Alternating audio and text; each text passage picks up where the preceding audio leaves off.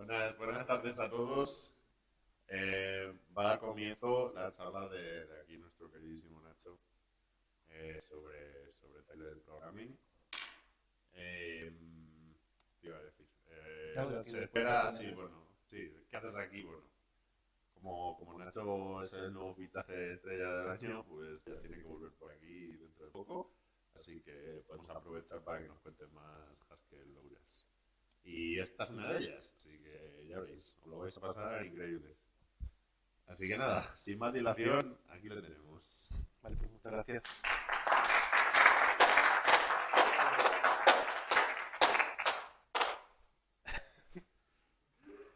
Bueno, la charla va a ser introductoria dentro de lo que cabe.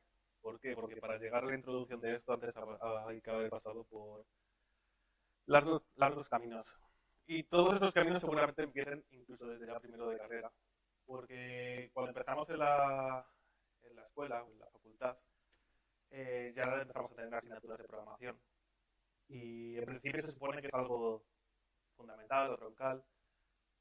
Sin embargo, después el peso posterior de créditos en la carrera pues es bastante insuficiente y nos deja bastante el mundo de la informática pendiente de ver y de aprender. Entonces, si tenemos cierto interés en saber más, pues va a haber que dedicarle bastante tiempo fuera de la carrera.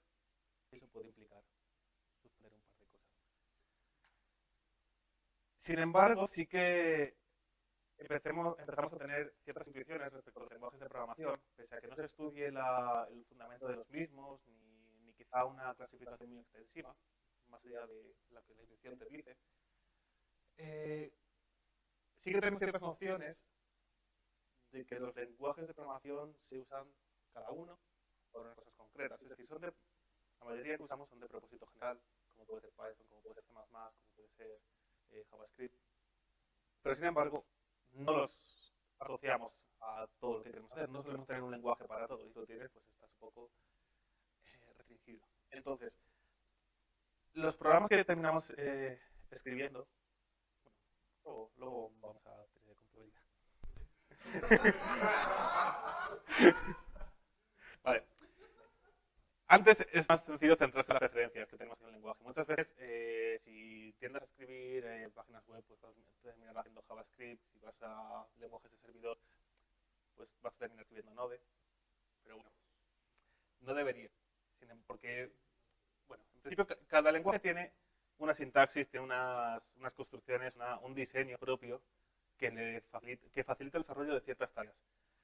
Por ejemplo, una cosa muy interesante que donde podemos empezar a ver equivalencia, me salto ya las diapositivas.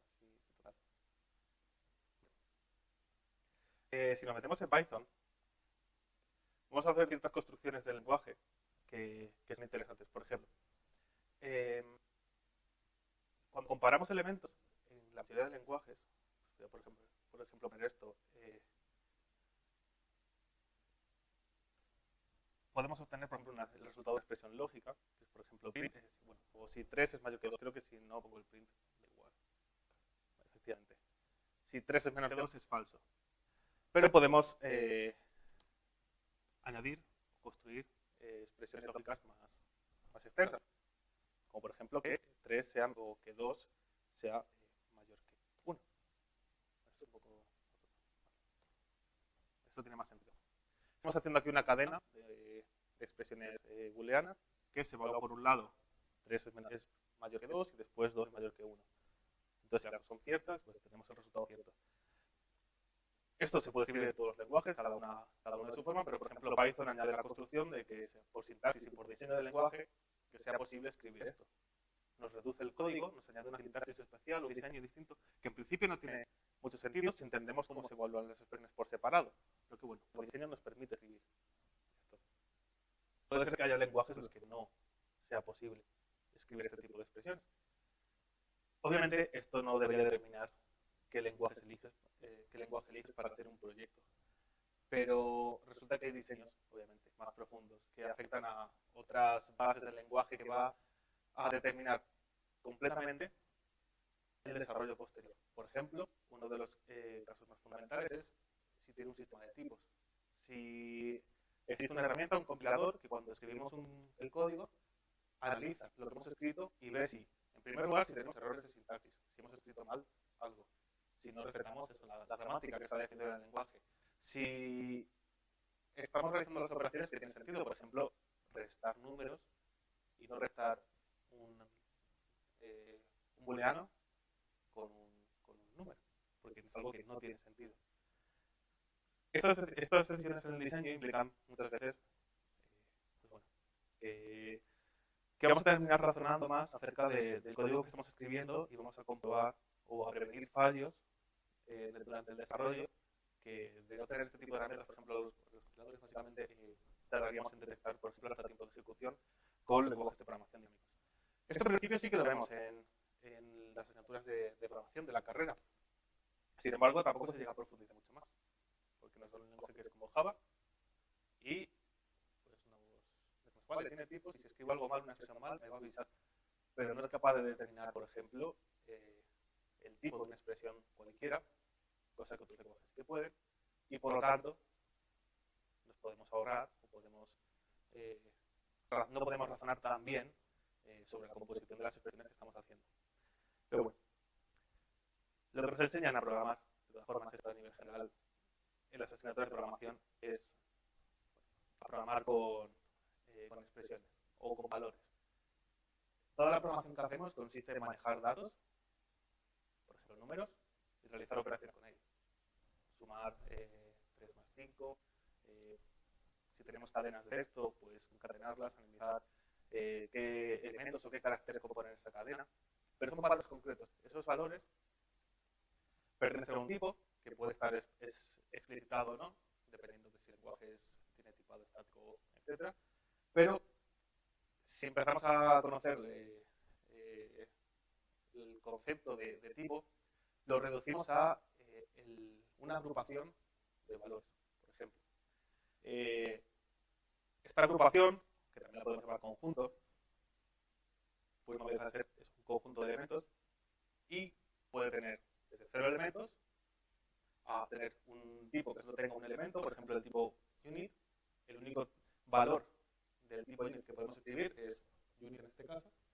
Luego tenemos una sucesión, que es por ejemplo el tipo que tiene dos elementos solo, que lo solemos asociar con los booleanos. Por ejemplo, el tipo booleano solo puede contener valores que sean true o false. Podemos llamarlos como queramos, pero la cuestión es el entender que tiene tamaño 2. Luego, cuando empezamos a crecer, la cantidad de tipos, por ejemplo, ya entendemos que los enteros no tienen un límite, conceptualmente. Luego, quizá a nivel de palabra o de tamaño de la instrucción, pues sí que hay un límite, pero conceptualmente los enteros son infinitos, las strings son infinitos, pero numerables, lo cual es interesante.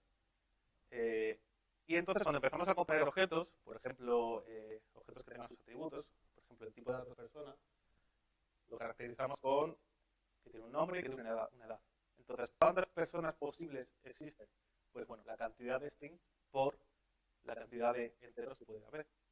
Tenemos ya otros conjuntos infinitos, tenemos otro conjunto infinito del mismo orden, pero igualmente preserva las características de que se puede enumerar. Y eso es interesante simplemente. Y vamos a empezar a meter un poco el acelerador, porque si no, no vamos a llegar a tiempo al concepto que vamos a hacer. Bien, con todos estos tipos lo que hacemos es trabajar operándolos entre sí. Sin embargo, muchas veces las operaciones que hacemos se pueden abstraer a nivel de las estructuras. Nosotros no solo tenemos unos tipos que llamamos muchas veces tipos básicos, como los enteros, las cadenas de texto, etc., sino que tenemos estructuras que albergan elementos dentro. Por ejemplo, la persona anteriormente albergaba datos de una cadena de texto y un número. Por ejemplo, las listas albergan una serie de números, o una serie de booleanos, una serie de cadenas de texto, una serie de elementos de un tipo concreto. Entonces, lo que tenemos es que nosotros podemos realizar operaciones sobre las estructuras, que nos dan información acerca de la estructura, no sobre los elementos. Por ejemplo, la longitud de una lista, pues la podemos calcular, por ejemplo, en Haskell de forma inductiva, descomponiéndola y contando uno por cada elemento que exista, pero sin que nos dé igual o sin que nos importe qué elemento concreto es. ¿Esto qué nos permite o qué nos está indicando? Que existe una abstracción por encima que nos permite ignorar el tipo concreto que va a tener la lista. Esto no quiere decir que no tenga tipo, ¿vale? En tipo de ejecución sí o sí va a tener un tipo concreto, pero mientras estamos escribiendo el programa no nos afecta cuál va a ser. Luego veremos casos en los que sí necesitaremos conocer cierta información de los tipos. Para calcular la longitud, por ejemplo, lo único lo que tenemos que saber es que existe el elemento o si no lo existe. Y si existe, sumamos 1, y si no lo existe, y si no existe, pues sumamos 0. El resultado final nos dará la longitud. Y esto se puede generalizar a conceptos como las funciones de orden superior, que consisten en los argumentos para las funciones suelen ser tipos básicos o tipos compuestos, pero resulta que las funciones a su vez son un tipo, ¿vale? Es un tipo que relaciona dos elementos y por tanto podríamos en lenguajes como Haskell que permiten usar como argumentos funciones. No son diferentes que ninguna otra expresión. En ese sentido, entonces, podemos trabajar con tres funciones para modificar, por ejemplo, datos de una estructura que tengamos. La función map, lo que recibe en este caso, lo que se interpreta por esta sintaxis es que recibe una función que relaciona elementos A con elementos B, y si yo tengo una lista de A, la puedo convertir en una lista de B. Me da igual la función que sea, me da igual los elementos que sean, porque estoy atrayéndome sobre ellos y trabajando sobre la estructura. La función Thickwith es interesante porque la sintaxis lo que quiere decir es que recibe un elemento de tipo A, un elemento de tipo B, y va a construir un elemento de tipo C. Entonces, si yo tengo una lista de elementos A y una lista de elementos C, pues podréis llegar a tener una lista de elementos C. Para que no nos perdamos.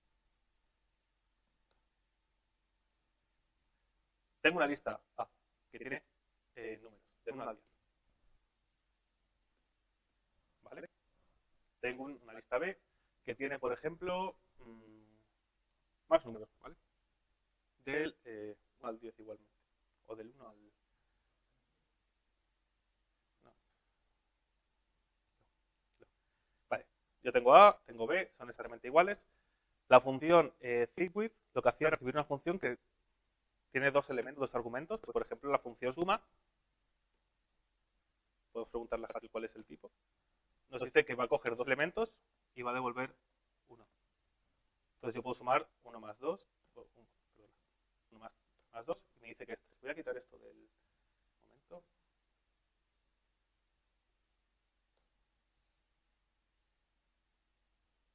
Vale.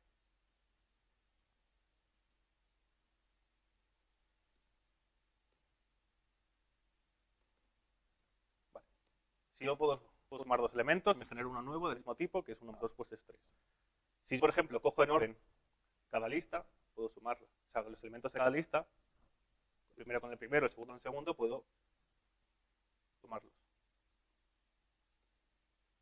Le digo que me los sume y le digo que sea con A y con B. Y me genera la suma de los mismos. Estamos pasándole a la función Thickwith otra función como argumento. ¿Vale? Entonces empezamos a abstraernos y a trabajar sobre las estructuras. Lo que más nos importa en este caso es que sea una lista y que tiene elementos que se pueden combinar con cierta función. Y bien, ¿pero qué es lo que ocurre si seguimos abstrayéndonos de esto? Pues bueno, tenemos más tipos, por lo general. Podemos empezar a componer listas que, como hemos visto, serán genéricas, pero el tipo concreto, por ejemplo, el tipo de ejecución va a ser una lista de A, va a ser una lista de strings. Y podemos, por ejemplo, imaginarnos una función que coge una lista de palabras y entonces lo que nos devuelve es cuántas veces se repite cada palabra. Es decir, nos indica la palabra, pues, por ejemplo, dentro del Quijote pues aparecerá Sancho 53 veces, ¿vale? Y esto nos representa un concepto de información que es asociar una palabra con un número. A su vez, pues bueno, de dos enteros, cuando aquí pongo módulo me refiero al módulo de un vector, ¿vale? Si yo tengo un punto representado como dos coordenadas, puedo calcular el módulo que sería pues la hipotenusa correspondiente, el triángulo formado sobre el plano X.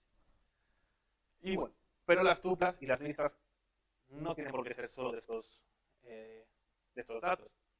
Podemos abstraernos, porque el tiempo de ejecución serán unos datos concretos, pero a la hora de definirlos, lo único que sabremos es que pues, tendrá dos tipos. Por ejemplo, la tupla, que será el tipo A y el tipo B, pero es una variable, al igual que nosotros podemos tener variables sobre valores. Y el punto, ¿vale? O Google. Bueno, el punto lo podemos definir como una tupla de dos doubles y, pues por ejemplo, bueno, no sé lo que he puesto aquí reserva, pero las repeticiones pues puede ser una tupla de una palabra y un entero. Según el diseño del lenguaje, volvemos a eso, podemos crear tipos de datos propios mediante una técnica que se llama inducción. ¿Esto qué quiere decir? Que básicamente lo que teníamos a nivel de recursividad de funciones, es decir, funciones que se llaman a sí mismas de la definición, lo podemos llegar a tener en los tipos. Es decir, construir tipos de datos que en su propia definición se llaman a sí mismos. ¿Esto cómo lo podemos entender? Como una lista, por ejemplo. Una lista la podemos entender como una lista vacía, un elemento, o un elemento construido una lista, que a su vez puede ser o un elemento construido una lista o una lista vacía. ¿Cómo lo vemos? Bueno, pues en Haskell la construcción de listas se hace con el operador dos puntos. Y entonces una lista puede ser una lista vacía o un elemento construido a una lista. Y lo pongo entre paréntesis para pensarlo. ¿Y qué puede ser a su vez esto? Pues puede ser una lista vacía, que sería la lista 1, o un elemento construido a una lista. Que a su vez, ¿qué puede ser? Una lista vacía o un elemento construido a... Creo que vais entendiendo cómo es la recursividad. Lo importante es que, igual que las funciones, existe un caso base que nos permite cortar la estructura, porque si no lo hiciésemos, si construyésemos una lista infinita, pues empezaríamos a contar hasta el infinito y no acabaría nunca. ¿Vale? Sin embargo, por definición, piensa Haskell que habrá un caso base. Pero bueno, hasta entonces podemos aprovecharnos de esto. No solo funcionan listas, esta de definición por inducción, sino que, por ejemplo, podemos generar estructuras como árboles, que a su vez, pues, esto sería un nodo y esto serían ramas. Cada nodo tiene dos ramas, que no son árboles a su vez. Y esos árboles pueden ser ya un valor final, como por ejemplo este 2, y no sé abajo, pero bueno, los elementos que haya abajo, como el 5, el 11 y el 4. Serían los datos bases de la estructura definida de forma recursiva. Vale. Y bueno, vamos a empezar a conocer más propiedades acerca de los tipos que tenemos. Y es que, por ejemplo, cuando queríamos contar la longitud de una lista, no nos importaba qué tipo tuviese dentro. Lo único que nos importaba era la cantidad de elementos que tuviese. Pero si queremos ordenar una lista, nos hace falta conocer más información, nos hace falta conocer si yo lo puedo comparar, si yo puedo decir qué elemento es mayor que otro. En números, por ejemplo, podemos entender que el 5 es mayor que el 3. En cadenas de texto, pues que el orden lexicográfico sea anterior a otra, ¿vale? Para decir que una la ordenamos antes que la otra, por ejemplo, en un diccionario, ¿vale? Entonces, existe una propiedad que tenemos que conocer de un tipo, que no todos van a tener, solo algunos concretos. Y si, por ejemplo, queremos ordenar una lista, necesitamos saber que los elementos, esto es lo que está expresando aquí, si yo quiero ordenar una lista de elementos A, yo necesito saber que ese A se puede ordenar. De tal forma que yo recibiría una lista de elementos A desordenada o ordenada, no lo sé, pero devuelvo otra lista de los mismos elementos que pues, entiende, aunque no lo podemos expresar, que estarán ordenados. Sería muy interesante tener un lenguaje que nos permita expresar que el resultado de esto va a ser una lista ordenada, porque eso puede tener ciertas implicaciones a posteriores cálculos. Pero bueno, en cualquier caso, Haskell, ¿cómo nos permite definir esto? Pues tiene lo que se llaman las clases, que son el equivalente o algo parecido a las interfaces. Lo único que ocurre es que suelen respetar ciertas reglas. Y, por ejemplo, nos dice que la clase, para ordenar el elemento A, primero es necesario que se puedan comparar dos elementos entre sí. Yo sí no puedo comparar una cosa con una otra, yo no puedo saber si uno va antes que el otro. Y esto es una implicación lógica, por ejemplo, que para que sea ordenable implica, aunque se le diga al revés, que se puede comparar. Y es curioso porque la única función que necesitamos para saber si un elemento va antes que otro es, por ejemplo, si es menor o igual que 1. Y a partir de aquí se pueden deducir el resto de propiedades, si uno va antes, si uno va después, si son iguales, porque si es menor o igual, podemos verlo. ¿1 es menor o igual que 2? Sí. Ahora lo cambiamos de orden. ¿2 es menor o igual que 1? No. Por lo tanto, 1 va antes. ¿2 es menor o igual que 2? Sí. Imaginemos que los cambiamos de sitio, ¿vale? Yo ahora escribo aquí el 2 que estaba antes a la derecha y ahora escribo el que estaba a la izquierda. Si los dos me dan true, significa que son iguales, ¿vale? Y a partir de aquí yo ya puedo determinar un orden, puedo construir un orden, deducir el resto de operaciones. Por eso Haskell solo nos va a pedir una función concreta, ¿vale? Para conocer la propiedad del tipo. Si somos capaces de escribir una función que reciba dos elementos y nos diga si es cierto o falso el orden, si va antes o es igual, podremos aplicar este conocimiento a todo tipo completo y sabemos que se puede ordenar. Pero no solo respecto a propiedades matemáticas como ordenación, sino cosas tan sencillas como poder mostrar por pantalla algo. Yo puedo mostrar por pantalla un número, para eso necesitaré convertirlo a una cadena de texto. Y una cadena de texto se tiene que construir de caracteres. Si yo soy capaz de decir que el elemento A, de tipo A, por ejemplo, un número, un booleano, puedo transformarlo en texto, puedo decir que la clase se puede mostrar, que el tipo se puede mostrar. Por ejemplo, ¿cómo escribiríamos true? Pues bueno, pues esto lo podríamos escribir así, por ejemplo. Hemos encontrado un programa o una forma de transformar el elemento true, el concepto, porque esto es el concepto que tenemos del elemento, no lo leemos, o sea, no tenemos por qué leerlo igual que como se escribe, ¿vale? Pero podemos representarlo como una cadena de texto así.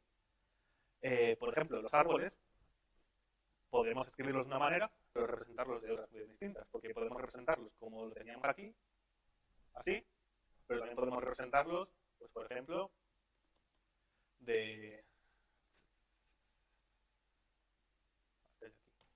¿vale? Pues podemos representarlos con este texto, ¿vale? Hemos encontrado una forma de transformar un árbol, conceptualmente qué es esto, o esto de aquí, a una estructura de texto. ¿Vale? Eso es interesante, simplemente.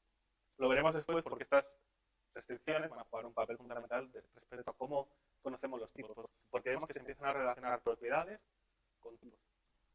Entonces, vamos a ver la jerarquía, digamos, o cómo hablamos de los tipos y de sus propiedades. El elemento 1 pertenece al tipo entero, es un entero. La lista que solo tiene el valor 1 tiene el tipo lista de enteros. Y lo que comenté antes, las funciones también son un tipo. Un tipo que se compone de una relación entre, por ejemplo, la función incrementar, tengo un 1, me devuelves un 2, tengo un 3, me devuelves un 4, relaciona enteros con enteros. Y lo podemos caracterizar como un tipo propio. Pero, ¿qué significa entero? ¿Vale? Entero es un tipo, lo estamos refiriendo todo el rato como que entero es un tipo, como que la lista de enteros son un tipo, ¿vale? Un tipo que hace referencia a un valor. No es lo mismo hablar de la lista con el elemento 1 que una lista de números. La lista de elemento 1 es una lista de números, ¿vale? Pero la lista de números no es la lista 1. Porque es como designamos al conjunto de todos los elementos. Y entonces, todo esto de aquí consiste en que son tipos. Incluso resulta que podemos tener, al igual que tenemos funciones que relacionan valores con valores, podemos tener construcciones, o funciones realmente, que relacionan tipos con tipos. Por ejemplo, ¿cómo construir una lista de números? Pues necesitaré, porque yo tenía antes una lista de cualquier valor. A partir de ella yo puedo generar una concreta. Entonces estoy relacionando, por ejemplo, yo tengo una función que se llama... Voy a quitarme esto.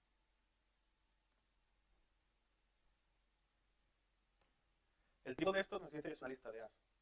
Pero yo puedo construir...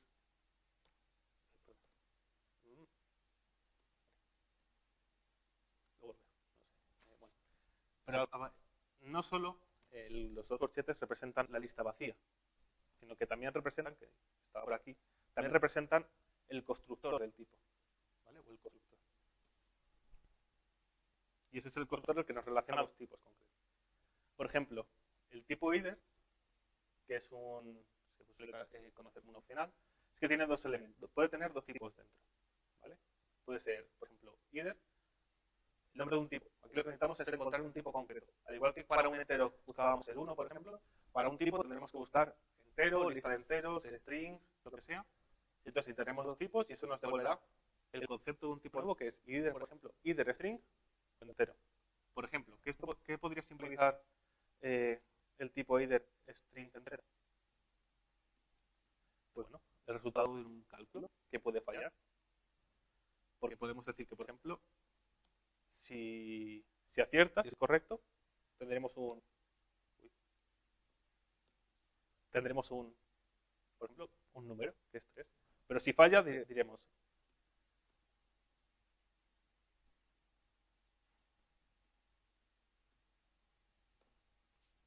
el resultado que es un string ha fallado.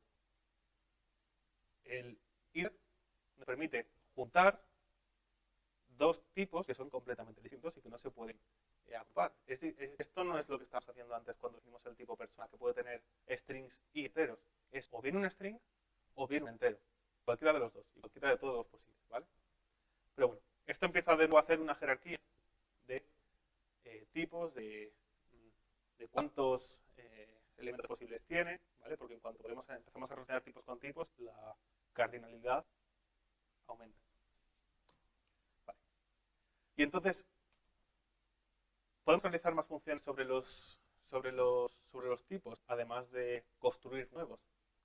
Pues resulta que las restricciones que estábamos aplicando antes sobre si una lista se puede ordenar son funciones sobre los tipos.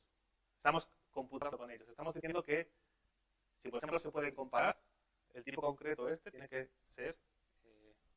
implementar esta función. Y eso en Haskell recibe el nombre de generar constraints o restricciones. De, por ejemplo, si yo tenía que tener aquí, vamos, lo tengo abajo puesto.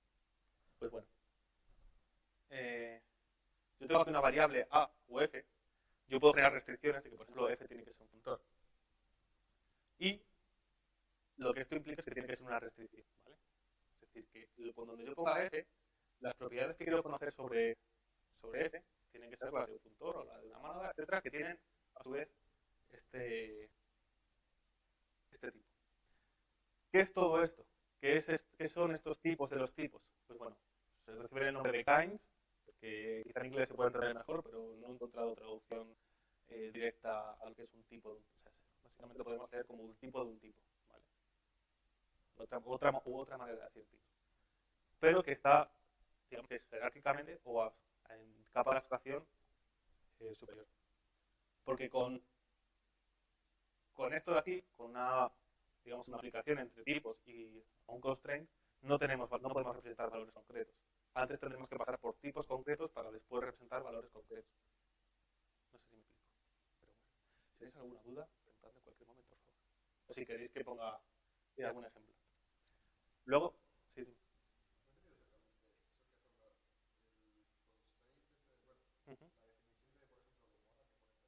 Sí. Sí, yo necesito... no, eso es como se construye la restricción de que un tipo es una monada.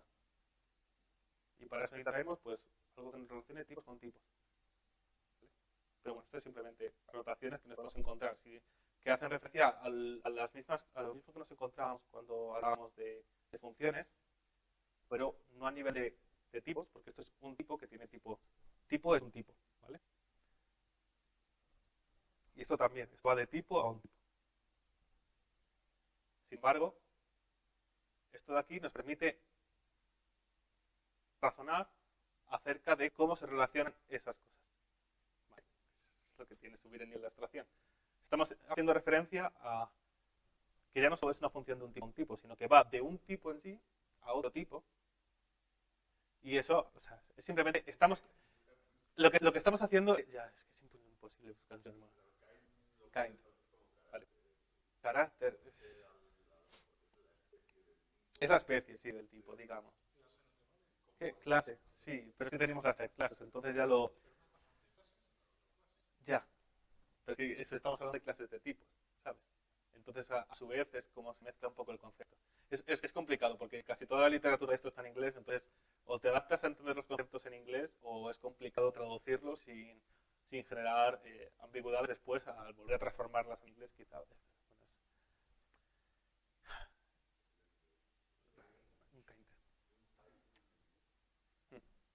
Pues bueno,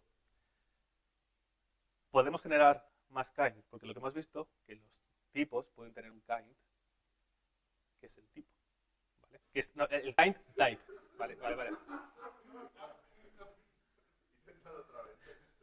Sí. Vale, ¿cuál es el tipo de un elemento? Uno, por ejemplo, es entero. Pero ¿cuál es el kind de entero? Es un tipo. No, lo dejamos en un type, ¿vale? Ese es el kind. Entonces, los kinds son a su vez, podemos entender como los tipos de los tipos. No. Esas son propiedades sobre el tipo. Y las propiedades sobre el tipo son una expresión, entendamos como una expresión que según el tipo nos puede decir una restricción. Y esa restricción la tenemos como propiedad. ¿Vale? Estamos en otro nivel, no de... ¿Vale? Pero lo importante es entender que los kinds son de qué tipo es mi tipo. ¿Vale? ¿Es un tipo solo o es un tipo que construye tipos? ¿Vale? El ejemplo es either. Either en sí no representa un tipo. Yo no puedo tener tipo either. Yo puedo tener o either string, int, o either lista, no sé qué. Eso van a ser tipos. ¿Vale? Le voy a preguntar. Se voy a preguntar aquí a esto. ¿Cuál es el tipo de write?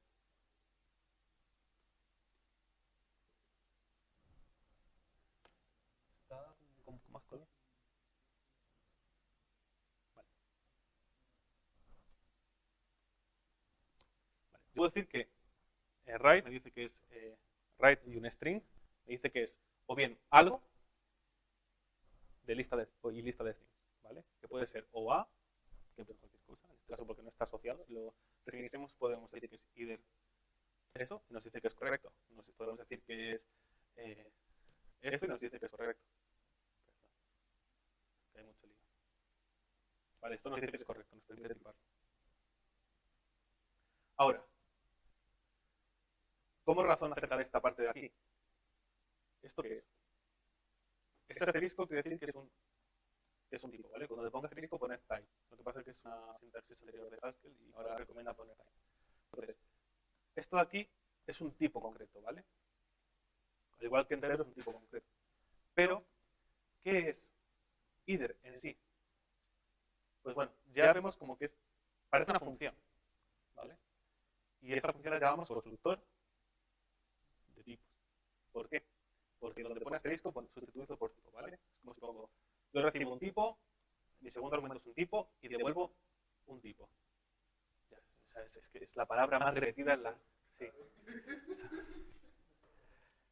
Entonces, al igual que, por ejemplo, la función suma, voy a hacer la suma sobre los...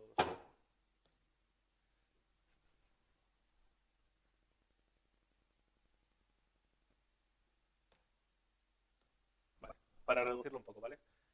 La suma recibe un entero y devuelve un entero. ¿Cuál es el tipo de la suma cuando le paso un argumento? Por ejemplo, el 1, de tipo entero. Bueno, pues es una expresión que le queda por recibir un entero y devuelve un entero. Cuando finalmente le pongo otro, ya me dice que 2 en sí es un entero. ¿Vale? Antes era una función de entero a entero. Ahora es solo un entero. Pues, ¿qué es lo que ocurre con either? Pues que te tengo que pasar dos tipos. Entonces, sí. ¿Cuál es el kind? Que se llama, es el tipo. ¿Cuál es el kind? Pero cuando estamos hablando sobre tipos, ya no podemos decir el tipo de tipo. Decimos kind. ¿Cuál es el kind de either? Pues le falta recibir dos tipos para poder construir uno. Entonces, ¿qué es un tipo, por ejemplo? Int. Si yo pregunto por cuál es el kind de int, nos dice que es una expresión que recibe un tipo y devuelve un tipo. Either de int no es yo no puedo tener una expresión que sea either de int. Yo lo que tengo que tener es una expresión que sea either int string. Y eso sí que es un tipo. ¿Vale?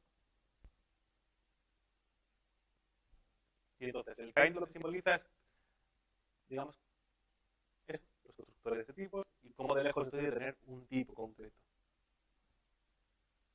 Y eso se asemeja de nuevo a las funciones, etc. Entonces, sí.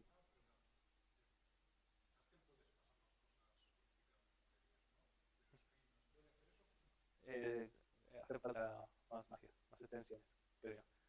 No he llegado al capítulo del libro, pero en principio no puedes hacer... bueno, es que luego te lo pongo. ¿Cómo te lo pongo? Y... sí, está aquí. Ahora es lo que voy a... ¿Cómo razonamos o cómo escribimos funciones acerca de esto? Y entonces, yo puedo escribir funciones sobre los tipos. Ahora vamos a verlas enseguida. Ahora, lo que yo necesito es, por ejemplo, vale, yo resulta que puedo representar cosas en el nivel de los kinds, de los tipos de los tipos. ¿Puedo representar el concepto de la lógica en los kinds? Bueno, pues Haskell me permite promocionar, por ejemplo, si dice promocionar el constructor de bool, que bool es un tipo que solo puede tener o true o false. ¿Puedo tener yo un kind que simbolice un bool que tenga dos tipos, el tipo true y el tipo false? ¿Vale? Pues eso nos lo permite hacer con un compilador más grande, con la extensión de data kinds. Y entonces lo que hace es que no solo creamos el tipo de dato bool, sino también un kind y sus constructores. Un kind que se llama bool, o sea, es que esto ya son ganas de repetir las mismas palabras todo el rato, pero bueno, te terminas acostumbrando. Es lo malo. Esto hay que terminar acostumbrándose, no podría ser más intuitivo. Entonces,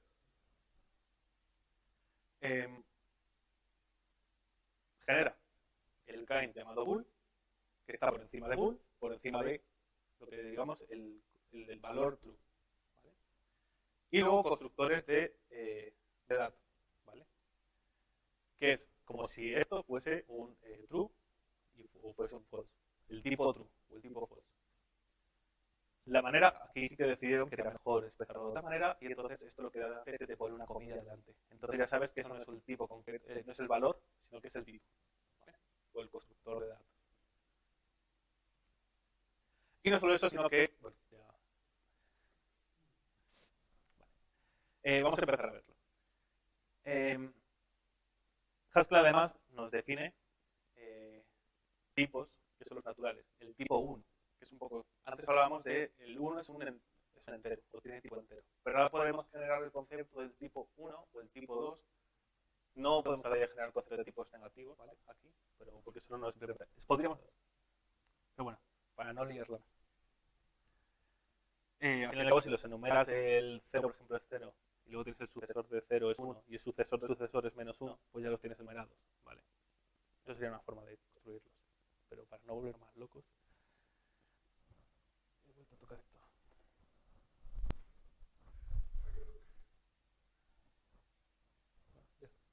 Vale.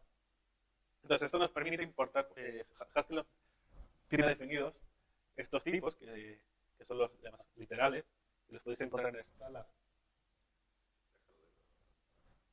Los podéis encontrar en escala en la librería de Seidler, por ejemplo. Y lo que nos permite es hacer referencia al concepto de uno no como un valor, sino como un tipo. ¿Vale? Es un poco extraño porque realmente no estamos después definiendo valores de este tipo, sino lo que estamos intentando es como construir conceptos que hagan la correspondencia entre los valores y los tipos con los kinds y los tipos. Entonces podemos preguntarle si importamos todo esto. Voy a ir aquí a... Sí. Vale. Si nos vamos aquí e importo el grc.typelist, que es donde define todo esto, si yo pregunto por el tipo de 10, me dice que es un número, ¿vale? Pero si pregunto por el kind de 10, ahora me dice que es un natural. ¿Por qué? Porque la misma expresión, que es lo fastidioso aquí, nos la está definiendo como un tipo. Es como si tuviésemos puesto el apóstrofe, ¿vale? Pero bueno, nos permite razonar sobre esto. Entonces, ¿se puede operar sobre los literales? Yo he podido definir lo que es la lógica. Aquí ya me han dado los números. Puedo tener operadores a nivel de tipos. No a nivel de valores, de valor 1, sino del tipo 1. Pues bueno. Esto es una expresión, una función, con los valores de bool. Tenemos aquí un tipo bool. La función OR recibe dos booleanos y devuelve otro booleano. Por pattern matching, por esta forma decimos que si el OR de true es true, el valor true, y el OR de false es lo que sea lo siguiente. Vale. ¿Cómo escribimos funciones sobre los tipos? Vale, pues así. Es una sintaxis un poco extraña, pero podemos hacer la correspondencia súper fácilmente. ¿Vale? Type family OR es como haber escrito OR con dos puntos. ¿Vale? ¿Qué es lo que ocurre? Que ya OR no puede ser, no es una expresión que la ponemos con minúsculas, sino que en Haskell es un tipo. Por lo tanto, tiene que ir con mayúscula la primera. El primer argumento es X, de tipo booleano. Bueno, de kind booleano. ¿Vale? Y el segundo argumento es un I, de kind booleano. Este bool no es lo mismo que este bool. ¿Vale? Este es el tipo y este es el kind. Y lo que devuelve es un kind de bool. Y entonces la definición es exactamente igual. si os dais cuenta. Podemos ahora representar dichos patrones, por ejemplo, el true, como veis, tiene un apóstrofe. Y eso implica que no está siendo un valor, sino está siendo un tipo dentro del kind. ¿Vale? Pero, como lo hemos simbolizado exactamente igual que los booleanos, podemos tener esta lógica a nivel de tipos. Entonces, realmente las type families, aunque asusten mucho, son simplemente funciones a nivel de tipos. Y, bueno, vale. Sí.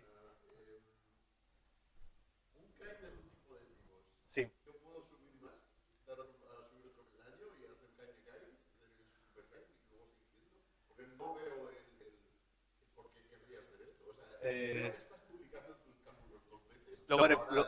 Luego no porque... No, solo ejecutas en compilación para después no tener que... O sea, solo puedes construir programas que sean...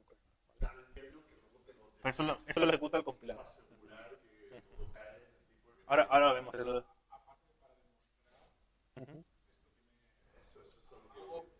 Vamos a verlo. Siguiente diapositiva. Sí, para nosotros. Siguiente diapositiva. Vale. Pues lo que vamos a ver ya es que simplemente podemos... Esta función más no es un más a nivel de valores, sino que es un más a nivel de tipos. Entonces yo puedo preguntarle por el kind. ¿Y cuál es el kind? Vale. ¿Cómo lo sabe? Ah, no, aquí pregunto por el tipo. ¿Vale? Claro, este es el fastidio de nombrar todo exactamente igual, pero si pregunto por el kind, me dice que es un natural. ¿Vale? ¿Y cuál es el natural? Pues es 10 más 1. O sea, esto simboliza 10 más 1. Porque es el concepto 10 más 1. Solo puede existir 10 más 1. ¿Vale? Vale. Eso es muy interesante porque ¿qué es lo que tienes que implementar? Restricciones sobre los kinds. ¿Y eso qué implica? Subir un nivel. ¿Qué es lo que tú querías? ¿Para qué quieres eso? Claro. Pero Haskell nos permite preguntar y calcular. Un momento. Vale. Nos permite reducir a una fórmula normal el 10 más 1 que lo calcula como 11. De tal forma que yo puedo compararlo pues, con 9 más 2, luego lo veremos. Y es 11, por lo tanto son equivalentes. Aquí también hay que luego buscar el concepto de igualdad o equivalencia, que siempre trae por la amargura. Vale, ¿para qué nos sirve esto? Luego lo veremos. Porque esto luego es mucho más flipante, lo que se usa realmente. No lo vamos a usar, seguro. Digo, a no ser, como siempre, que te pongas a hacer librerías. Pero ¿qué librerías bonitas pueden salir si haces esto? ¿Por qué? Porque vamos a pensar en los vectores.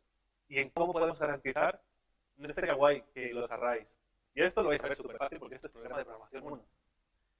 En un array nunca accedes a un índice fuera del mismo. Que nunca tengas un overflow o un null pointer exception. ¿Esto cómo se puede llegar a comprobar? Con type programming. Y entonces para eso lo que necesitamos, por ejemplo, indicar es a nivel de tipos, tengo que indicar el tamaño de un vector o de un array. De tal forma que si yo relaciono el propio vector, la estructura del vector, con el tipo, con otro tipo que sea la longitud, yo no podré escribir, por ejemplo, accesos a memoria que puedan ser mayores que dicho tamaño. ¿Y cómo lo podemos simbolizar? Bueno, pues esto está cogido se ha hecho mucho, pero esto se contó, por ejemplo, en la charla de la Lambda World de Jeremy Gibbons, y seguramente mi trabajo esté muy relacionado con esto. Pero bueno. Vamos a empezar a definirnos los naturales. Hemos visto que Haskell nos lo define, lo cual está de maravilla, ¿vale? Pero si no los tenemos definidos, tenemos que expresar a nivel de tipos los naturales. ¿Cómo lo hacemos? Bueno, pues ya Peano para salvarnos. Y Peano, la forma de definir los naturales según Peano es que nosotros tenemos dos elementos, el 0 y el sucesor de un elemento, con el cual vamos a poder enumerar todos enteros. ¿Cómo? Pues el 0 es el 0. Pero, ¿cuál es el sucesor? O sea, esto de nuevo es un tipo de dato recursivo. ¿Vale? Y entonces, el sucesor es un constructor de datos que recibe un natural, que puede ser un sucesor o un 0. Entonces, de tal forma que para contar el natural, básicamente lo reducimos a que tenemos que contar el número de sucesores de ahí, o el número de ese. El sucesor de 0 es 1, lo asociamos con el 1. El sucesor del sucesor de 0 es 2. Y de esta forma pues, podemos simbolizar naturales, pero con tipos, ¿vale? De tal forma que ahora digamos que un vector recibe un natural, es este tipo, ¿vale? Si veis, el dos puntos asterisco quiere decir que es un kite, ¿vale? Luego vamos a ver cómo se puede expresar de una forma sencilla, porque Haskell nos da herramientas para hacerlo. Pues recibo un natural, que es un tipo, pero ya le estoy diciendo, oye, el tipo que me va a dar es natural, ¿vale? No lo vamos a dejar tan general como tipo y ya no entender nada, sino que recibo un natural y un type, que es una variable, digamos, porque va a ser cualquier tipo posible, y va a devolver un tipo nuevo. De tal forma que, ¿cómo construimos el vector? Pues el vector vacío va a ser el constructor vector con de tipo primero de longitud 0. Vemos el apóstrofe. El apóstrofe ya no simboliza este 0, este z, sino simboliza el tipo z, que habita el kind natural. Es un vector z con una variable a, porque va a ser de cualquier elemento. De nuevo estamos expresando programación genérica con cualquier tipo de elemento. ¿Y cómo vamos a construir la lista? Pues de forma inductiva, como antes. Vamos a tener un elemento cualquiera, que va a ser el que vamos a meter en la lista, y el caso general, por inducción, tenemos que pensar en un caso n. Entonces, lo que tendremos será un elemento que queremos meter en una lista. ¿Y cómo va a ser esa lista? Pues digamos que es una lista de tamaño n. Pues lo que vamos a hacer después es que el vector resultante, después de meter el elemento en dicha lista, es una lista, o un vector, cuyo tamaño es el sucesor del tamaño que tenía. Si era 0, pues será el sucesor de 0. Si era sucesor de 0, pues será el sucesor de elementos de tipo A.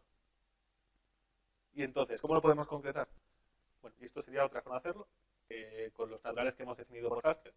Esto no, si lo ponemos todo aquí no compila porque hay conflicto en los nombres, pero bueno, podemos indicar aquí los naturales, que es lo que hemos importado antes, y en vez de expresarlo con el 0, lo expresamos con, expresarlo con el 0z, lo expresamos con el 0 en sí, con el número 0. Y entonces luego después podemos hacer operaciones sobre dichos tipos. ¿Vale? Más, ese más, es este más. Y lo importamos con type operators. No. Puedes hacerlo o puedes hacer esto.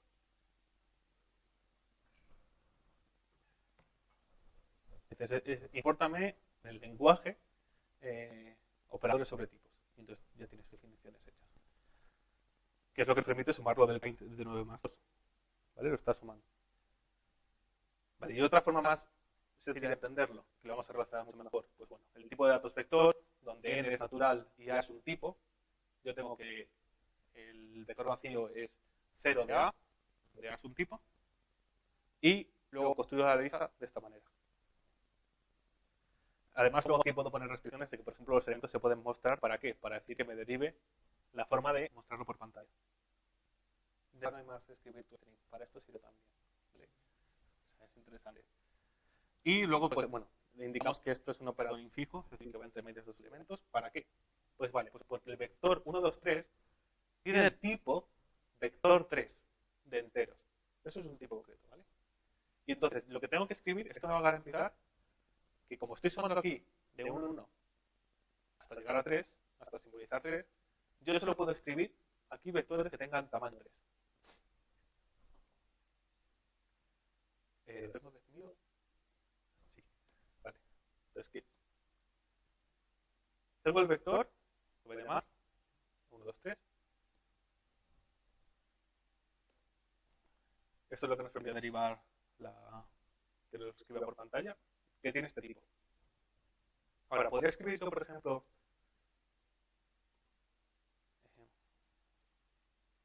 podría asignarle otro tipo. Podría asignarle otro tipo. Vale, gracias. Vale. Antes, vamos a irnos a, ¿puedo asignarle yo a esto? Que el 1, 2 y 3 es una lista de enteros, de caracteres. No. Vale, pues puedo asignarle yo a esto que sea del tipo vector 0 de enteros. No. ¿Por qué? Porque no puede relacionar o encajar, matchear el tipo 3 con el tipo 0. Hasta que yo no le pongo aquí un 3, no va a decir, está guay. ¿Esto qué implica? Pues bueno, si ahora quito un elemento de aquí, tampoco me va a dejar, obviamente, porque el tipo 2 no es tipo 3. ¿Vale? ¿Y esto para qué me sirve? Por ejemplo, para accesos a la cabeza de lista. Yo puedo expresarlo a nivel de tipos y aquí la lista va a tener por lo menos 1 más algo. 1 más 0 es 1, pues bueno, ya me vale. Pero si yo tengo aquí el tipo 0, yo no puedo conseguir el primer elemento de una lista, porque no existe. Y entonces, esta sintaxis de aquí es para expresar, bueno, es para impedir que podamos llegar a escribir una función que acceda al primer elemento de una lista vacía. Porque en Haskell, si hacemos el head de 1, nos dice que es 1. Bien, no pasa nada porque tenemos el elemento. Pero si tenemos la lista vacía, nos saldrá una excepción. Y eso no es bueno. Eso no es nada bueno. ¿Qué es lo que ocurre a nivel de tipos? Pues bueno, pues tengo el vhead y yo tengo que definir la lista con vectores. Si yo tengo el vector 1 construido a vmi, me devuelve el 1, el valor 1. Pero si yo intento escribir, hay que entender también que esto es un intérprete. La excepción, o sea, esto compila, ¿vale? Pero en tipo de ejecución lanza excepción. Esto compila y la devuelve el 1. Pero si yo escribo un nil, o sea, el cabeza de una lista vacía, esto es un error de compilación. No nos va a permitir copiar nuestro programa si está mal escrito. Y bueno, pues eso es una de las utilidades que tiene. ¿Para qué es interesante esto? Pues estamos trabajando con vectores. Pero, ¿y si tenemos matrices? Podemos volver a expresar estas dimensiones. O sea, podemos expresar las dimensiones de las matrices con los tipos. ¿Sabéis que hay unas reglas para poder multiplicar matrices? ¿No? Pero en m por n tiene que ser, una matriz de n por n tiene que ser, solo se puede multiplicar una matriz de n por lo que sea. ¿Vale? Y esas n tienen que coincidir.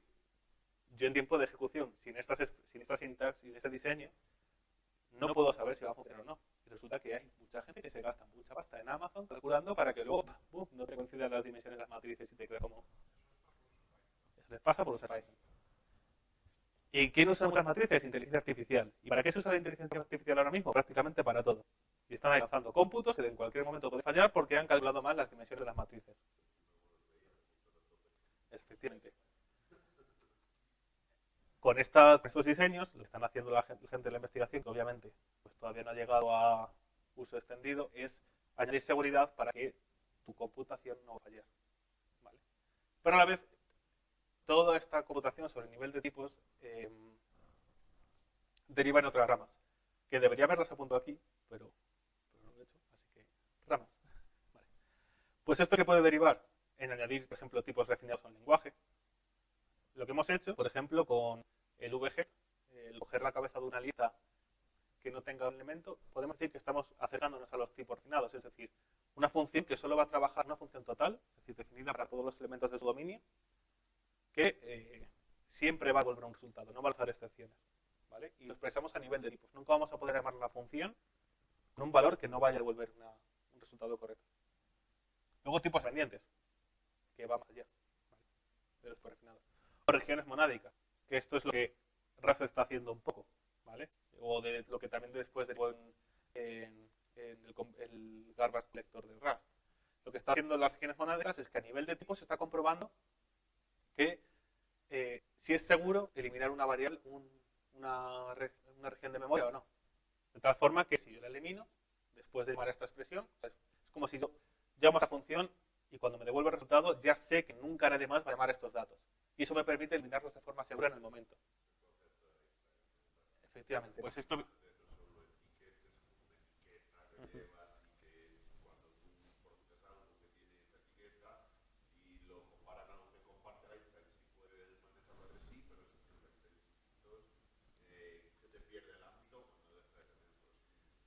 Es una movida. Pues todo esto deriva de aquí y de hecho es de las últimas teorías de tipos que más está facilitando, más aplicaciones está teniendo respecto al cálculo del tiempo de vida de un tipo o una variable.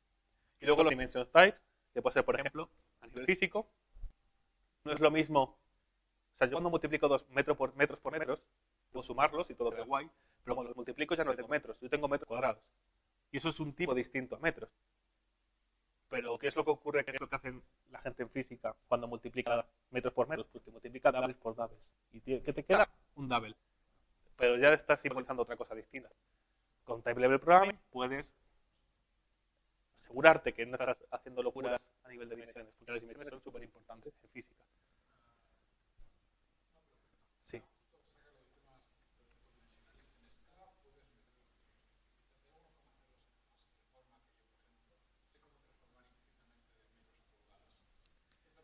Claro. Sí, pero si te das... No, pero esto es completamente distinto. Esto no es conversión de tipos o de unidades de medida. ¿Tiene Haskell eso? Implícitas. Eh, no lo sé. O sea, en principio, o sea, los implícitos se usan para definir clases, pero no para hacer conversión automática de tipos. Tienes que hacer casting, que eso va, creo, a nivel de tipos. Ujú. Sí. Ujú. Sí. Sí.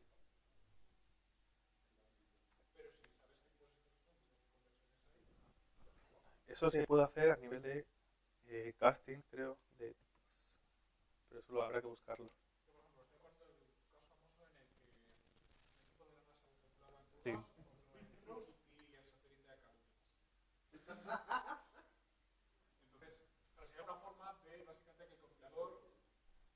Me han preguntado por aquí. Tuviera ser un ejemplo, claro. Vale. Creo que se puede llegar a expresar, pero no estoy completamente seguro. Me ha sonado ver algo que es acerca del casting de tipos y es lo que se usa, pues, por ejemplo, en algunos compiladores, etcétera, en algunas librerías para poder construir los tipos concretos. Porque hasta tiempo de ejecución no vas a saber el tipo que tienes. ¿Vale? Entonces es como una liada bastante gorda. Vale. Y los recursos después pongo. Pero antes vamos a ver, son las 4:15, solo llevamos 1 hora y cuarto. Vais a dejarme 15 minutos más para ver otro ejemplo práctico que podéis usar ya desde ahora, que es usar Servant. Servant es una librería.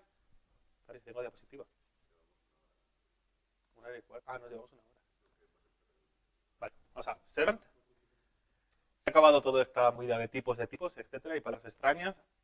Ahora solo vamos a ver otras palabras extrañas, pero más escuchadas en informática, que es, por ejemplo, servicios REST, APIs y demás. Sí. Saben lo que es, pero no saben hacerlo. Vale.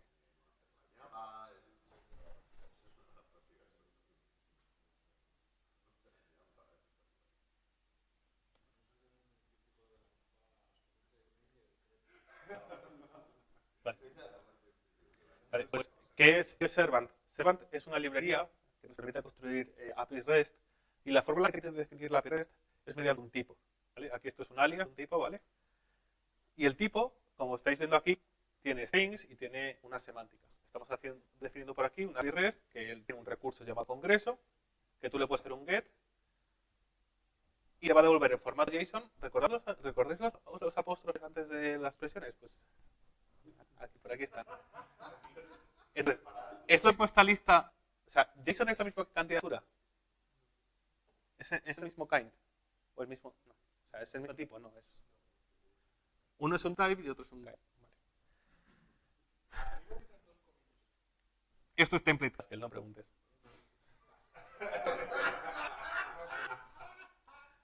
O sea, template Haskell básicamente es, en tiempo de compilación vamos a modificar la estructura del árbol sintáctico para definir cómo se escribe en JSON este diccionario, ¿vale? Existe el deriving y es inseguro, ¿vale? No se puede verificar que el código que estás escribiendo sea seguro. O sea, puedes... Si no sabes lo que hace, no toques, básicamente. Esto venía en el ejemplo, ¿vale? Si lo hago yo, luego veremos cómo lo hice yo para hacer el deriving y que pues, por lo menos me dé un poco más de seguridad que no sea template Haskell. ¿Vale? Pues lo que hemos definido aquí es una API que es el recurso congreso y le podemos hacer un get y nos devolverá un objeto de tipo JSON que será una lista de candidaturas. Y entonces, bueno, pues nos permite definir aquí la API, todo eso, nos da todas estas cosas. Pero lo importante es que yo aquí tengo que construir un server de tipo API, un server API, eso es un tipo concreto. Server es un constructor de tipos, server por sí mismo no vale. Y entonces lo que me obliga a hacer esto es que yo tengo que escribir una implementación que corresponda con la definición que he hecho. Si yo tengo que devolver un API y el API en el recurso congreso va a devolver una lista de candidaturas, tengo que definir aquí, por ejemplo, una función que sea getCongreso que terminará devolviendo la lista de candidaturas. ¿Vale? Y el orden en que se define, por ejemplo, esto es aquí lo primero, solo tenemos una, no se ve. Aquí, pues, la tenemos esto es como la función que construye este tipo. ¿Vale? ¿Y esto qué nos permite hacer? Pues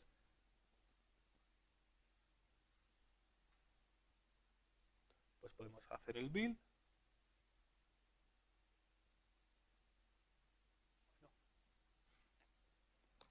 ¿Cómo se llama esto? Vale. Empieza a ejecutar. Y entonces yo ahora puedo hacer ya un curl a localhost 8081 que lo tenemos y el recurso congreso.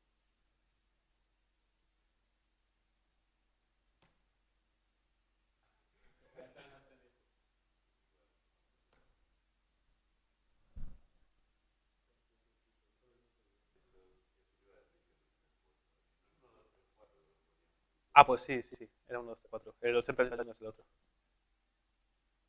Vale, ahí está. Entonces, lo que es, vale, ¿cómo lo veo? Pues bueno, esto es la lista de los objetos de candidaturas con todos sus atributos. ¿Dónde lo tengo? Aquí, perdón. ¿Cuál es un ejemplo de una API más extensa? Pues bueno, me voy aquí a...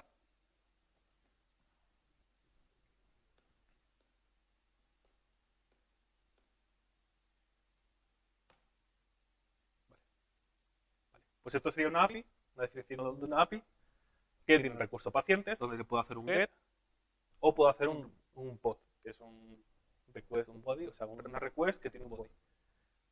Y esta request y ese body puede ser un JSON. Aquí podríamos, por ejemplo, poner XML, ¿vale? Entonces me puede llegar un JSON o un XML, creo. O no sé cómo se escribe eso, pero bueno, solo uso JSON. Y esto lo que construye es que ese JSON tiene que convertirse en un patient form, ¿vale? Esto es un recurso sobre un servicio para administrar pacientes, ya está, lo que estaba haciendo. Y lo que me devuelve es una respuesta con un post, con un created, en tal caso de que se haya podido crear, con un JSON y un valor, ¿vale? El valor es que se ha creado y la location y el objeto que se ha creado, ¿vale? Luego tiene otros recursos de visitas o productos y entonces lo mismo, puedo hacer un get sobre el recurso y un post sobre el mismo. ¿Y cómo construyo el servidor?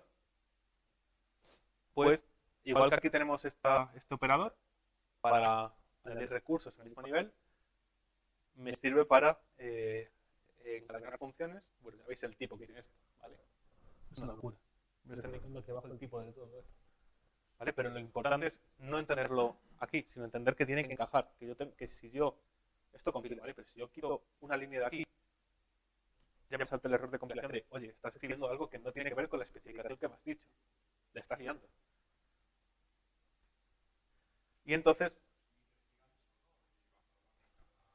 más o menos, sí, va como construyendo un tipo único para tu API. Y si encajan las funciones y cómo se componen, guay. Si no, pues chao. Y entonces esto pues, nos permite hacer el post y, o sea, el get y el post hemos dicho. ¿Y dónde está esto de aquí? Pues ¿está ejecutándose por aquí? Bueno, pero es en otro puerto, así que da igual. Vale, ahora está corriendo.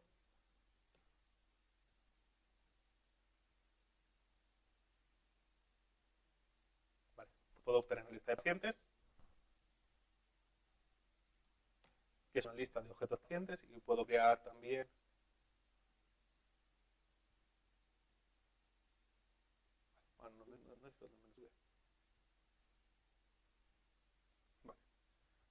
pues puedo crear aquí un paciente que se llama Barney y me devuelve pues el objeto correspondiente, que tiene que ajustarse a la especificación que he dicho que va a devolver. ¿Esto por qué es interesante? Bueno, porque luego existen integraciones, que si hubiese dado tiempo a hacer la diapositiva, las habría puesto, pero os las puedo enseñar aquí. ¿Conocéis Swagger? Para definir APIs. Pues bueno, resulta que si hay un añadido a Servant que cogiendo el tipo de tu API nos permite generar toda la documentación correspondiente. ¿Vale? Eso está muy interesante. Y bueno, tiene un montón de integraciones. Realmente no estamos nosotros. Bueno, pues todas estas cosas. ¿Vale? Podéis curiosearlas. Y todo esto parte del tipo. Cuando estamos usando Server, no estamos escribiendo nuestras funciones a nivel de tipos. Lo han usado para hacer la librería y añadir pues todas estas cosas interesantes que tiene. Y ya estamos acabando. Si os interesa curiosear sobre ello, pues bueno, hay que tener en cuenta que una cosa es lo que vamos a desarrollar a nivel de librería, que suele ser un código que tiene que estar tiene que ser más seguro, no tiene que fallar, porque mucha gente va a depender del código que escribas, y otra cosa es los servicios, o sea, las aplicaciones finales que vamos a estar escribiendo. ¿Vale?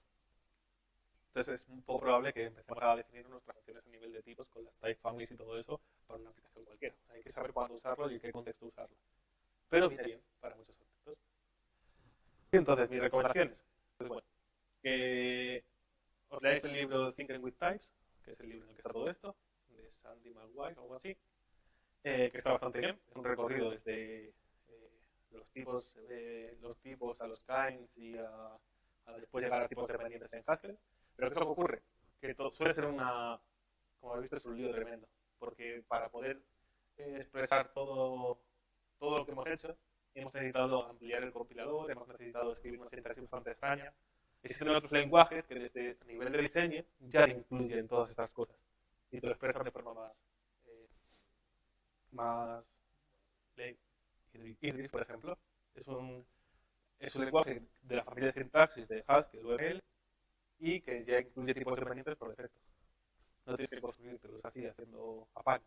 El sistema de kinds es mucho mejor, porque luego también hay extensiones para el sistema de kinds. Pero habéis visto que en Haskell solo teníamos asteriscos, tipos de asteriscos, cuando preguntábamos por el kind. Podemos llegar, con la extensión de polykinds, por ejemplo, podemos realmente empezar a videar tipos a esos tipos. Es como si una función siempre fuese de A, recibo un A, recibo un B y devuelvo un C. Es lo más genérico que he visto en mi vida. Pero si yo digo recibo un A, otro A y otro A, ya sé que va a estar trabajando siempre con el mismo tipo.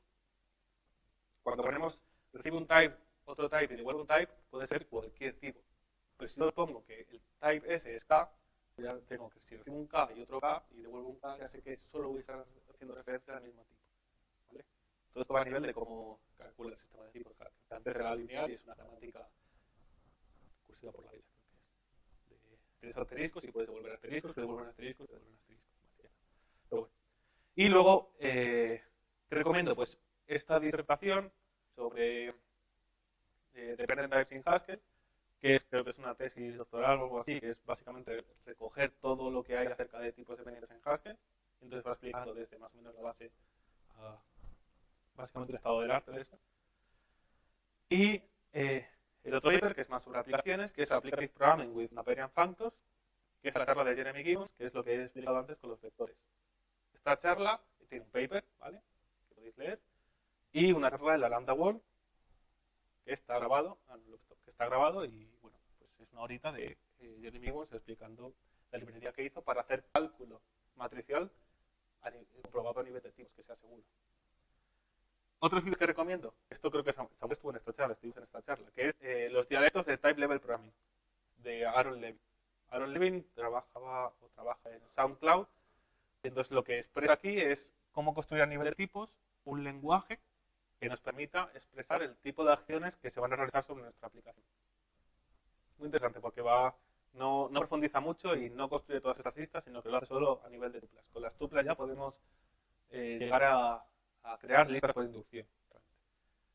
Otra cosa muy interesante, cuando hablo de tipos refinados, que a esto a David le va a gustar porque está trabajando con ella, es la charla de Nick Bazú, que está en el INDEA, ahora contratada, sobre Liquid Haskell. Liquid Haskell es una librería que se apoya en Haskell y extiende el lenguaje para permitir anotar a nivel de tipos semánticas de los resultados. Por ejemplo, si yo ordeno una lista, cuando antes vimos el tipo de ordenar la función que ordena una lista, recibe una lista de As y devuelve una lista de As. Pero no sabemos si está ordenada, solo que por lo menos el tipo no cambia. con Liquid Haskell, o los tipos con Liquid Type, podemos simbolizar que la lista resultante va a estar ordenada, ¿vale? Y eso lo comprueba a nivel de compilación, que el código que estás escribiendo va a ordenar la lista. Otra charla de Lambda World es la de Edwin Brady, que creo que es el de Idris. Sí. Y es desarrollo de APIs con Type Driven Development. Esta es la que no vimos, pero bueno, está bastante bien. Luego, un par de cuentas de Twitter, por si queréis más disertación, son personas que se relacionan mucho con la comunidad de Haskell y con los tipos, que una es Meli, que es Romatronic, y el otro es Jack, que es Island Jack, se puede buscar. Y bueno, ahora Meli está de baja por una operación y bueno, pues no sé si va a volver a Haskell porque está un poco quedadilla de la comunidad, pero sí que tiene cosas muy buenas y es una persona que ha contribuido muchísimo al lenguaje. Y luego foros os podéis meter en Discord de Haskell, porque ACM tenía Discord antes que Haskell. ¿Vale? Sí, lo tiré yo. No, Discord.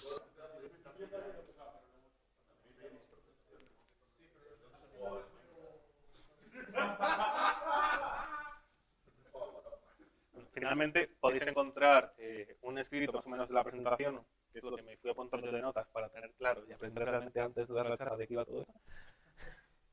En el GitHub de ACM, que lo podéis buscar, que es el usuario de ACMFI, donde están los apuntes de esta charla y el código seguido.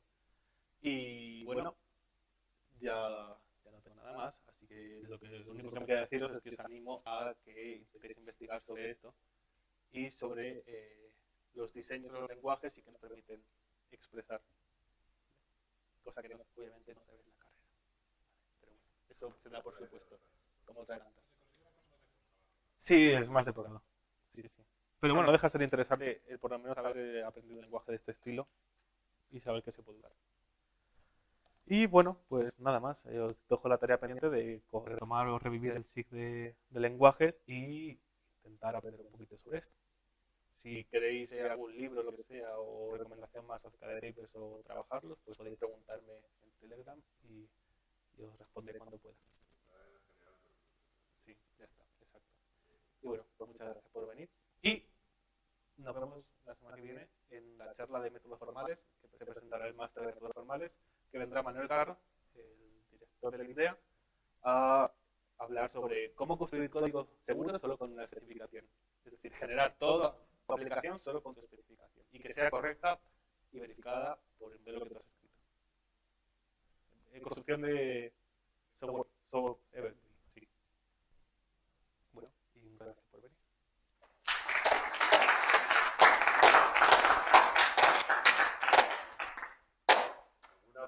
¿Alguna pregunta? Sí. Sí. No funciona.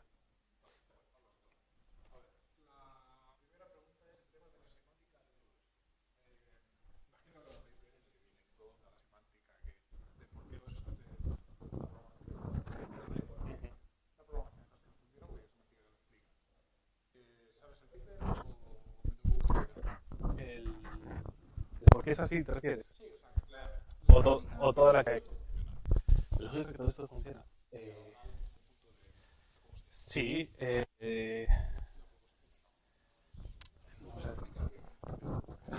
Tiene sistemas de tipos, que van construidos sobre esto. Por un lado tenemos las expresiones de Haskell, el tipado sencillo, que no es polimórfico, es simple type. Luego tenemos el tipo polimórfico, los tipos o el polimorfismo a nivel de tipos, que no me sale el nombre, pero creo que el sistema F se implementa en Haskell. La cosa es que todo esto al final es una pizarra de escrito con consecuentes que explican por qué esto funciona, lógicamente hablando. No me sé el paper. Pero sí que tiene una sobra de esto. O sea, sí que está desarrollado todo esto. Vale. De hecho, no sé, lo buscaré. En el libro de Thinking with Iris hace referencia a eso. Vale, pues empezaré por el libro entonces. Vale. Y tenía otra pregunta. Vale, dime.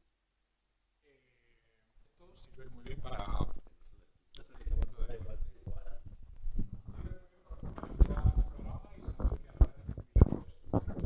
Uh-huh.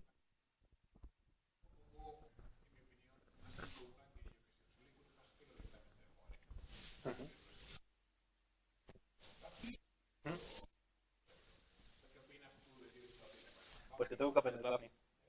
aprender Learning. Sí, sé cómo va, sí. Pues no he hecho en la práctica nada de eso, entonces de momento como me he introducido a este mundillo es a través de estas semánticas. Pero sí que es muy interesante el ver cómo se puede comparar. Para eso me meto en máster, porque no tengo ni idea de eso y creo que la única forma de aprenderlo es a través de ahí o mucho tiempo por mi cuenta. Una muy buena forma, sí. Y bueno, ahí está un poco los dilemas, porque ya desde el principio muchas veces lo que se escribía en lenguajes que no tenían sistemas de tipos o que no eran, básicamente no tenían, que eran dinámicos, lo que se hacía era los asserts, básicamente, que es poner las invariantes en el código, que tú en modo de debug o de testeo las compruebas en todo momento, en algún momento no se cumple la invariante, significa que algo mal, entonces hay un error, y cuando está comprobado manualmente, digamos, etcétera, que todas las invariantes se reflejan, pues a la hora de compilar se eliminan todas esas comprobaciones y entonces tienes un software que es seguro y en un lenguaje que no tiene tipos. Entonces, supongo que es más o menos no es lo mismo, pero es relacionado. Claro, eso es. Sí, sí, efectivamente.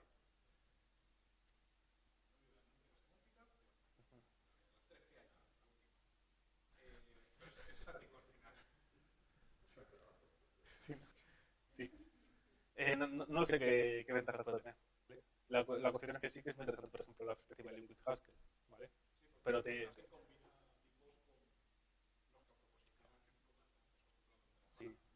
luego meterse con eso, de los FT solvers y todas esas cositas para poder apoyarse en eso para resolver todas estas restricciones. Entonces es como en el fondo va desde otro lado, o sea, está abordando el mismo problema desde otra perspectiva.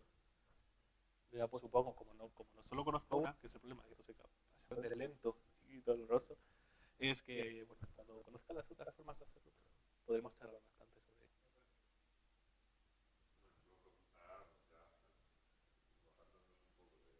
Sí.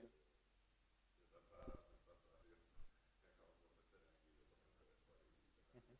Parece que ya vamos a presentar aquí, ¿verdad?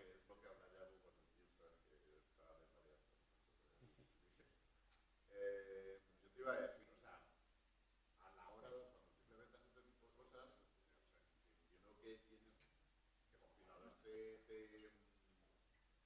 o sea, no te manda tanto por saco, ¿no? Entiendo que si yo tengo implementado ya una parte de mi programa con Kite y luego intento extenderlo, cuando yo compilo no me tengo que utilizar todas las comprobaciones. No, porque tú las estás especificando las comprobaciones y dónde quieres las comprobaciones. O sea, si tienes el tipo de datos vector, es solo donde tengas el tipo de datos vector. Claro, no vuelve a evaluar todos los literales y todas las cosas cada vez que yo compilo, ¿no? O sea, entiendo que Es bastante rápido, o sea, es bastante rápido.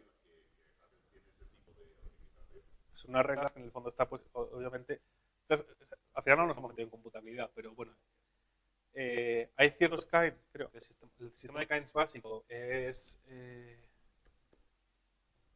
no sé el nombre ahora, bueno, termina, ¿vale? No es Turing completo, ¿vale? Hay igual conoces la expresión. Cuando un lenguaje termina, o cuando una expresión termina, o se garantiza que termina, que es, bueno, que no es Turing completo. Ya, que es completa, ¿no? ¿Completo? No. Sí. Ujú. Sí. Decidible, perdón. Decidible. Vale. Pues hay sistemas de kind, creo. Ya me estoy metiendo en terreno que conozco. Pero bueno, sé que hay uno que es no decidible, ¿vale? Entonces tienes el fácil de que tú puedes estar compilando algo que no sabes si va a terminar de compilar o no. Y eso es una liada, ¿vale? Por eso, sí, efectivamente. Entonces, ¿qué es lo que ocurre? ¿Qué es lo bueno de Haskell? Pues bueno, que si no encuentras nada, ya sabes que es una tontería, ¿vale? Pero sabes que tu código va a terminar de compilar o va a lanzar un error. Y eso significa que es decidible, pero hay sistemas de kind que implican que termina siendo no decidible. Entonces tienes que tener cuidado para, pues eso. O sea, tarda en computarse, ¿vale? Pero se puede computar. yo preguntaba lo del cómputo, o sea, si era, si te sale, no, es que si no, o sea, si tienes que hacer todos los cálculos con los kites para que todo es correcto,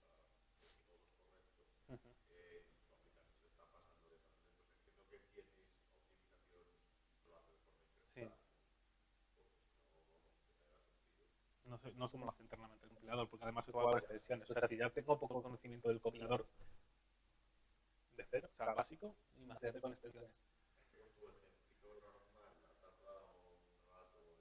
No, pero estaba compilando otras cosas, o sea.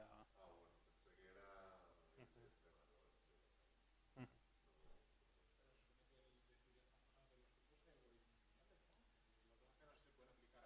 Claro. Sí, sí, o sea, en principio es bastante eficiente. Otra cosa es pues, después cómo luego construyas, porque luego si por ejemplo construyes los naturales, que por ejemplo, antes es que estaba implementado así, que los naturales, o los números, que era peano, la lógica de peano, o aritmética de peano, terminaron viendo que pues, terminaba tardando bastante más, porque cada vez que quieres expresar el 50.000 te construye en memoria todo eso. Pero no, o sea, obviamente luego tienes los tipos. Como has visto, los data kinds, si te das cuenta, como que elevaba a nivel de tipos, almacenaba los valores a constructores de tipo. Entonces, eso al final es un. O sea, no es que tenga cero coste, pero está muy optimizado. ¿Vale? Eso sí. Ahora, depende de las locuras que quieras seguir haciendo. Porque al fin y al cabo estás en un lenguaje que es decidido. Puedes liarla. Pero eso. Y os animo a coger la optativa de computabilidad de cuarto de carrera. Te la da miedo. Está muy interesante. ¿La has cogido? A ver, te he metido.